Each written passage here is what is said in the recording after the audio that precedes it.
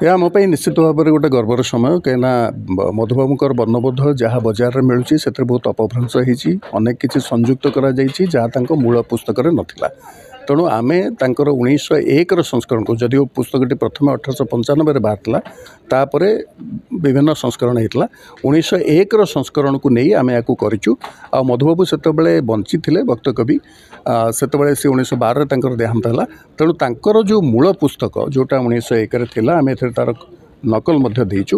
ଏହାରି ଉପରେ ଏଇଟାକୁ ପ୍ରକାଶ କରାଯାଇଛି ଏବଂ ଏଥିରେ ତାଙ୍କ ମୂଳ ତଥ୍ୟ ଯାହା ଥିଲା ଅବିକଳ ସେୟା ଲେଖାଯାଇଛି। ଆପଣ ଆଜି ଦେଖିଥିବେ ଆମେ ବିଜ୍ଞାପନରେ ଦେଇଛୁ ଯେ ଅବିକଳ ଶୋଭନ ସଂସ୍କରଣ। ଶୋଭନୀୟ ଏଇଥିପାଇଁ କହୁଛି ଯେ ଏଇଟା ରଙ୍ଗୀନ ହେଇଛି, ସେତେବେଳେ କଳା ଧଳା ଥିଲା।